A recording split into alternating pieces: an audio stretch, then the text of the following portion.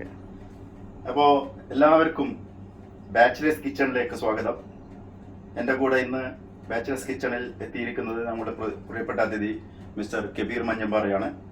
അദ്ദേഹം നാട്ടിൽ നിന്നും പ്രത്യേകം കൊണ്ടുവന്ന മധുരക്കിഴങ്ങ്. അപ്പോൾ മധുരക്കിഴങ്ങ് കൊണ്ട് ഒരു ബജി എങ്ങനെ ഉണ്ടാക്കാം, കാസർഗോഡൻ സ്റ്റൈൽ എന്നതാണ് നിങ്ങൾക്ക് ഇന്ന് ഞങ്ങൾ ബാച്ചിലേഴ്സ് കിച്ചണിലൂടെ കാണിക്കാൻ ഉദ്ദേശിക്കുന്നത്. കാസർഗോട്ടുകാർക്കെല്ലാം വളരെ പ്രിയങ്കരമായ ഒരു വസ്തുവാണ് മധുരക്കിഴങ്ങ്. ഇതിൻ്റെ ബജി നമ്മുടെ നാടുകളിൽ വീടുകളിലായാലും ഹോട്ടലുകളിലായാലും വളരെ പ്രശസ്തമായ ഒരു വിഭവം, ഒരു വൈകുന്നേരത്തെ ചായക്കടിയുമാണ്. അതിനുവേണ്ട സാധനങ്ങൾ: മധുരക്കിഴങ്ങ് നന്നായി വൃത്തിയാക്കി ഈ രൂപത്തിൽ മുറിച്ചെടുക്കുക. അതിൻ്റെ കൂടെ നമുക്ക് ആവശ്യമുള്ളത് മാവാണ്. മാവ് നമ്മൾ ശ്രദ്ധിക്കേണ്ടത് കടലമാവാണ് ഇതിനു വേണ്ടി ഉപയോഗിക്കുന്നത്. ഞാനൊരു പാത്രത്തിൽ ഒരു കപ്പ് കടലമാവ് എടുത്തിട്ടുണ്ട്. കടലമാവിൻ്റെ കൂടെ കുറച്ച് ജീരകം ചേർക്കുക. അതോടൊപ്പം ഒരു നുള്ള് മഞ്ഞൾപ്പൊടി ചേർക്കാവുന്നതാണ്. ഒപ്പം തന്നെ നമുക്ക് ഒരു നുള്ള് മുളക് പൊടി കൂടി അതിൻ്റെ കൂടെ ചേർക്കാവുന്നതാണ്. ഇത്രയും സാധനത്തിൻ്റെ കൂടെ നിങ്ങൾക്ക് അവരവർക്ക് ആവശ്യമായ രീതിയിലുള്ള ഉപ്പ് കൂടി ഇതിൻ്റെ കൂടെ ഞാൻ ചേർക്കുകയാണ്. ആവശ്യത്തിന് മാത്രമേ ഉപ്പ് ഉപയോഗിക്കാൻ പാടുള്ളൂ. അതിനുശേഷം ഇത് നമ്മൾ നന്നായി ഒന്ന് മിക്സ് ചെയ്തെടുക്കുന്നു. ഈ മാവിലേക്ക് നമ്മൾ ആവശ്യമായ രീതിയിൽ വെള്ളം ചേർക്കുന്നു.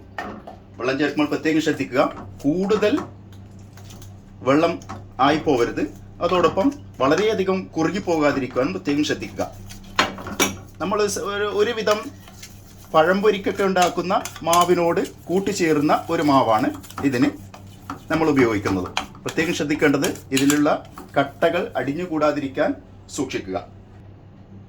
അപ്പോൾ ഇതാണ് ഒരു ഏകദേശം നമുക്കതിനാവശ്യമായുള്ള പാകമായ ബാറ്റർ. മാവ് റെഡിയായി കഴിഞ്ഞാൽ നമ്മളൊരു പാത്രത്തിൽ എണ്ണയെടുത്ത് നന്നായി തിളപ്പിക്കുക. പ്രത്യേകം ശ്രദ്ധിക്കേണ്ടത്, എണ്ണ ശരിക്കും തിളച്ചതിന് ശേഷം മാത്രമേ നിങ്ങൾ മറ്റ് ജോലികളിലേക്ക് പ്രവേശിക്കാവൂ. അങ്ങനെ തിളച്ച എണ്ണയിലേക്ക് നമ്മുടെ മധുരക്കിഴങ്ങ്, നല്ല സൗന്ദര്യമായിട്ട് മുറിച്ച് വെച്ചിരിക്കുന്ന മധുരക്കിഴങ്ങാണ് ഇത്. നമ്മുടെ കബീർ മഞ്ഞമ്പാറ പ്രത്യേകം മുറിച്ചെടുത്ത മധുരക്കിഴങ്ങാണ്. ആ മധുരക്കിഴങ്ങ് നമുക്ക് ഈ ബാറ്ററിൽ മുക്കിയിട്ട് എണ്ണയിലേക്ക് ഇടാവുന്നതാണ്.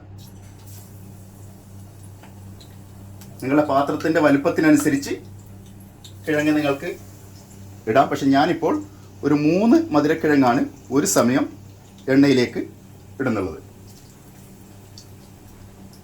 അപ്പോൾ ഇത് നമ്മൾ ഒരു ഭാഗം നന്നായി മൊരിഞ്ഞു കഴിഞ്ഞാൽ അതിനെ എല്ലാവരും മറിച്ചിടുക.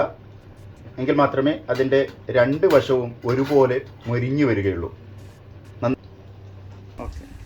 അപ്പോൾ നമ്മുടെ മധുരക്കിഴങ്ങ് പൊടി ഇതാ റെഡിയായിരിക്കുന്നു. അത് നമ്മൾ എടുത്ത് പ്ലേറ്റിലേക്ക് വെച്ചുകൊണ്ട് ഇന്നത്തെ മധുരക്കിഴങ്ങ് പൊടിയുടെ പ്രിപ്പറേഷൻ ഇവിടെ അവസാനിക്കുകയാണ്.